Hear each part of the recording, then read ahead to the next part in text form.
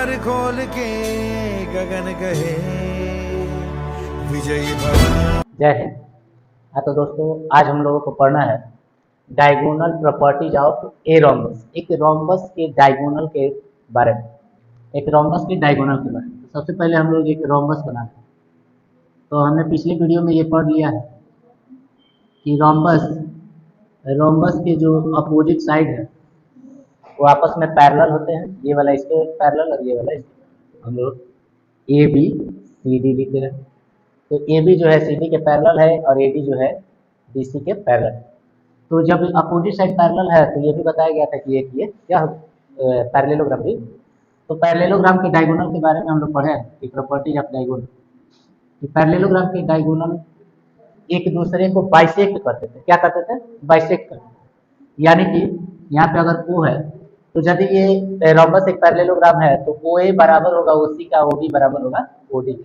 ये हम लोग जानते हैं क्योंकि ये पैरेललोग्राम की प्रॉपर्टी, पैरेललोग्राम के डायगोनल की प्रॉपर्टी है। पैरेललोग्राम के डायगोनल एक दूसरे को बाइसेक्ट करते हैं। तो आइए हमको क्या प्रूव करना है कि हमको ये प्रूव करना है, prove that the diagonals of a rhombus, मतलब कि किसी भी रोम्बस के डायगोनल जो bisect each other at right angle, मतलब कि ये दोनों एक दूसरे को परपेंडिकुलर बाइसेक्ट करते हैं। क्या करते हैं? परपेंडिकुलर। कि यहाँ पे जब काटे तो ये एंगल, ये डायगोनल इस पर 90 डिग्री का एंगल बना है। ये तो दोनों बराबर होंगे ही, लेकिन यहाँ पे 90 डिग्री का एंगल भी बनता है ये। तो हम लोग लिखेंगे कि in triangle A O B and triangle B O C वी है। In triangle A O B and B O C वी है। इन दोनों ट्रायंगलों में, तो इन दोनों ट्रायंगलों में होता क्या है कि सबसे पहले हम लोग ये जानते हैं कि इसके डायगोनल एक दूसरे को बाइसेक्ट करते हैं। यानी कि ओ ए बराबर हो जाएगा ओ बी का, ओ बी का लिख देंगे हम लोग diagonal of parallelogram, diagonals of parallelogram. Parallelogram के डायगोनल एक दूसरे को बाइसेक्ट करते हैं इसलिए। उसके बाद ओ बी जो है, ओ बी बराबर हो जाएगा ओ बी। ये क्या है? तो कॉमन, कॉमन।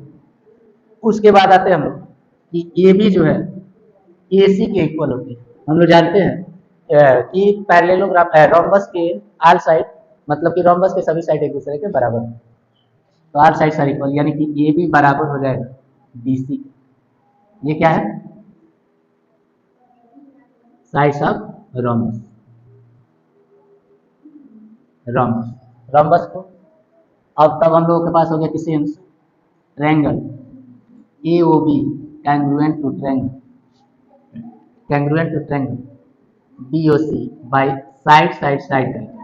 ये दोनों ही ट्रायंगल आपस में कैंग्रुएंट हो गए और कौन से? साइड साइड साइड क्राइटेरिया से दोनों ही ट्रायंगल आपस में कैंग्रुएंट हो गए। तो कैंग्रुएंट ट्रायंगलों के करस्पॉन्डिंग एंगल्स आर इक्वल, मतलब कि angle since angle A O B बराबर हो जाएगा एंगल बी ओ सी का by C P C, C P C. Corresponding part of congruent, corresponding part of congruent triangle से मतलब कि ये होता क्या है कि किसी भी कैंग्रुएंट ट्रायंगल के संगत भुजाएं या संगत कोण आपस में बराबर। तो ये वाला एंगल इसके बराबर, तो हम लोग इसको एक्स मानते हैं। तो ये भी एक्स मान लीजिए, एक्स डिग्री मानेंगे ये एंगल। तो दोनों आपस में इक्वल ही हैं, तो ये एक्स और इसको भी एक्स जब जोड़ेंगे तो हम लोग के पास आ जाएगा 180 डिग्री, क्योंकि ये स्ट्रेट लाइन है। तो इसको हम लोग लिखेंगे linear pair of angle, linear pair of angle के थ्रू दोनों ही एंगलों को जोड़ने पे 180 डिग्री आ जाएगा। यानी कि हम लोग के पास एक्स और एक्स जोड़ेंगे तो 2x आ जाएगा और 180, और ये 2 को उधर ले जाकर डिवाइड कर देंगे तो x इक्वल टू क्या आ जाएगा? 90। यानी कि इससे हम लोगों को पता चल रहा है कि यहाँ पे एंगल 90 डिग्री बन रहा है, यहाँ भी 90। इसी तरीके से सभी 90 हो जाएंगे। तो इसे ये पता चलता है, लिख देंगे हम लोग since the diagonals of rhombus